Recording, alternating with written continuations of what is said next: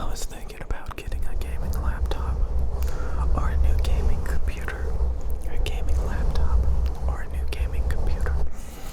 Honestly, my gaming computer has lasted me quite a few years. Quite a few. And the only thing that went bad on it was one case fan started rattling.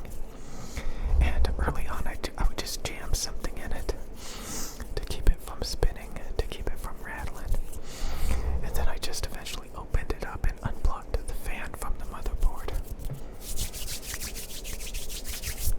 It's a custom built computer with a Core i5 and like an RTX 1660 NVIDIA graphics card. So yeah, Intel Core i5. Yeah, it actually does do pretty good for what I use it for most of the time. If I wanted to play graphically intensive video games, yeah, I would probably want to upgrade a little bit.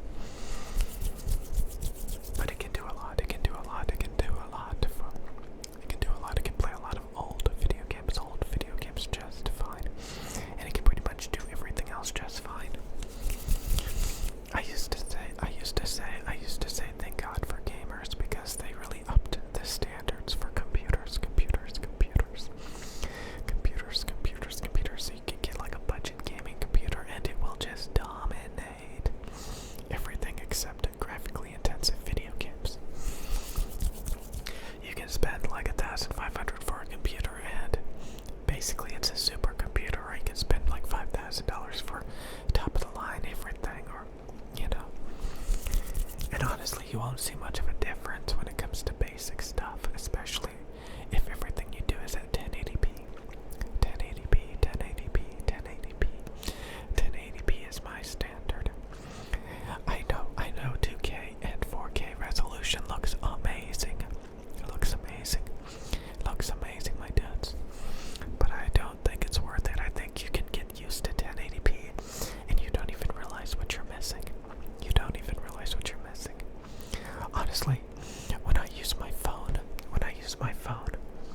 I use it in power saving mode quite a bit. And that lowers the resolution. It lowers the frame rate. And to be honest with you guys, I don't even notice it. Yeah, you can, if you're gonna do A/B comparison, yeah, higher resolution, faster refresh rate on the screen. Yeah, it's smoother. Yeah, it's better. But in everyday use, when you're just turning on your phone to check something real quick, and yeah, I don't notice if it's on power saving mode or not. And to be quite frank with you, I don't care. So, again, yeah, you can do a lot of A/B comparisons, but I think in this case, it's not even worth it.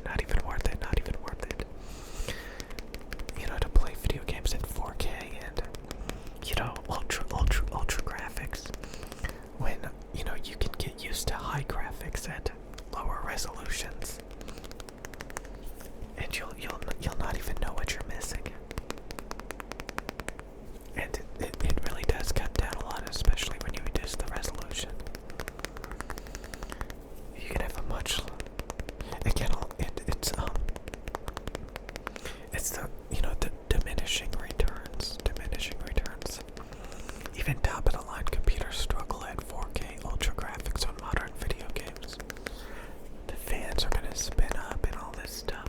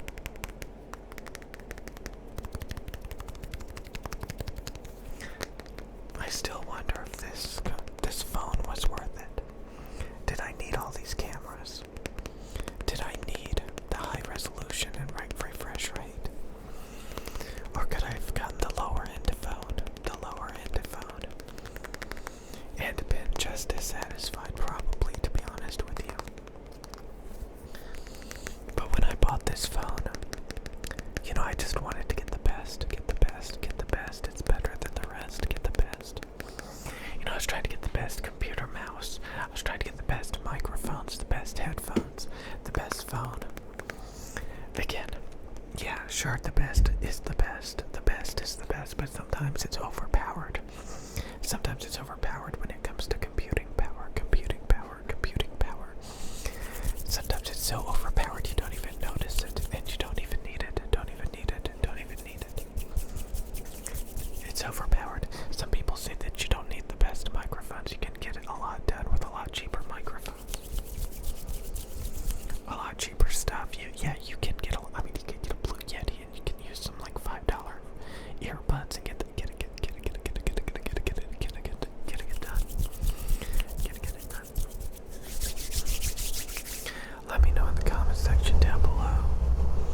Are you a computer enthusiast? Are you a gamer battle station enthusiast? Do you try to get the Core i9? Do you try to get the 4080 graphics card, the 4090 graphics card, and if there's anything higher than that, the super enthusiast graphics card?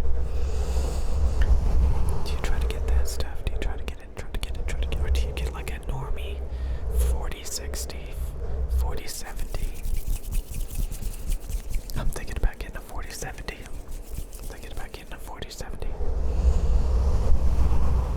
Maybe a 4080. I think that's pretty high. Core i7 and a 4070. Doesn't that just roll off the tongue? 32 gigs of DDR5 RAM. Yeah, boy. Dish it now, dish it.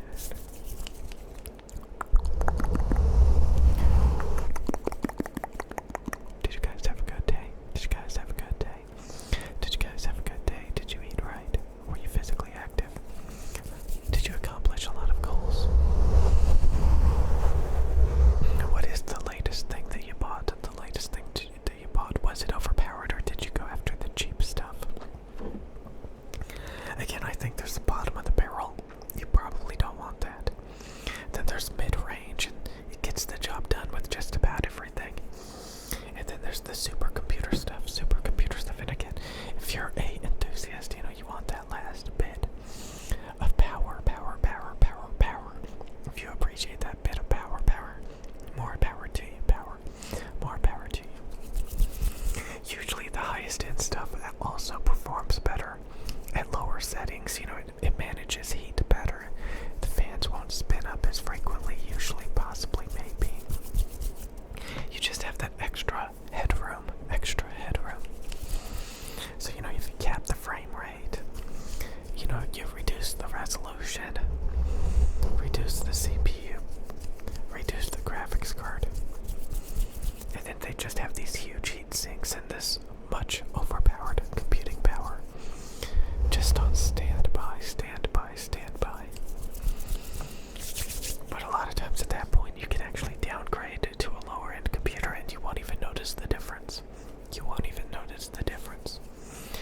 If I use battery saving mode and I lower the frame rate or lower the resolution on my phone, I might as well have gotten the cheaper phone.